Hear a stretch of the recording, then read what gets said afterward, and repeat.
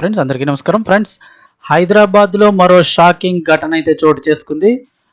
భారీ దొంగతనం అయితే జరిగింది. అది ఇంటి దొంగల పనా లేక బయట దొంగల దోపిడీ దొంగల ముఠా పనా ఏంటనేది అయితే పోలీసులు ప్రస్తుతం దర్యాప్తు చేస్తున్నారు. అసలు ఏం దొంగతనం జరిగింది, ఏంటి వివరాలు తెలుసుకుందాం.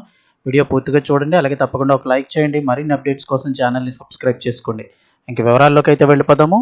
నగరంలో దోపిడీ దొంగల బీభత్సం, కేజీకి పైగా బంగారు ఆభరణాల చోరీ.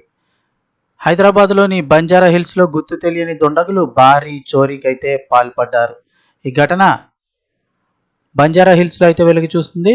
Road number 10లోని gurukrupa export private లిమిటెడ్కి సంబంధించిన కార్యాలయంలో భద్రపరిచినటువంటి సుమారు 1028 గ్రాములు అంటే కేజీకి పైగా విలువైన బంగారు ఆభరణాలను అయితే గనక గుర్తు తెలియని దుండగులు ఎత్తుకెళ్లిపోయారు.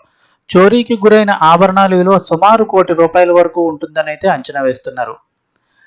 బాత్రూమ్ కిటికీ సైలెంట్గా బ్రేక్ చేసి దొంగతనం చేసినట్లు చెప్తున్నారు. పోలీసులు తెలిపిన వివరాల ప్రకారం గుజరాత్లోని సూరత్కు చెందిన వ్యాపారికి చెందిన గురుకృప ఎక్స్పోర్ట్స్లో వజ్రాలు పొదిగే పని కోసం ఆభరణాలను తీసుకొచ్చి లాకర్లో భద్రపరిచారు. అందులో 7 బంగారు నెక్లెస్లతో పాటు 7 జతల చెవిపోగులు కూడా ఉన్నాయి. అయితే ఇవాళ ఉదయం సంస్థ ప్రతినిధులు లాకర్ తెరిచి చూడగా ఆభరణాలు కనిపించలేదు. కార్యాలయంలోని బాత్రూమ్ కిటికీ పగలగొట్టి ఉండడంతో దుండగులు అక్కడి నుంచే లోపలికి వచ్చి చోరీకి పాల్పడినట్లుగా గుర్తించారు. యాక్షన్లోకి పోలీసులు క్లూస్ టీం అయితే ఆల్రెడీ రంగంలో దిగింది.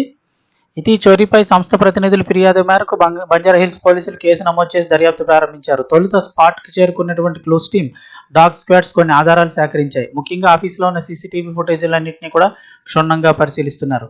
ఈ దొంగతనం బయటవారు చేసిందా లేక ఆఫీసు సిబ్బంది అన్న ప్రమేయం ఉందా అన్న కోణంలో కూడా పోలీసులు అయితే విచారణ చేపడుతున్నారు.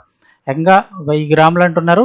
అంటే కేజీ పైగా బంగారు, 7 బంగారు నెక్లెస్లతో పాటు 7 జతల చెవిపోగులు కూడా ఈ దొంగతనం జరిగిన ఆభరణాల లిస్టులో అయితే కనుక ఉన్నాయి. వీటి విలువ సుమారు ₹1 కోటి ఉంటుందని అయితే అంచనా.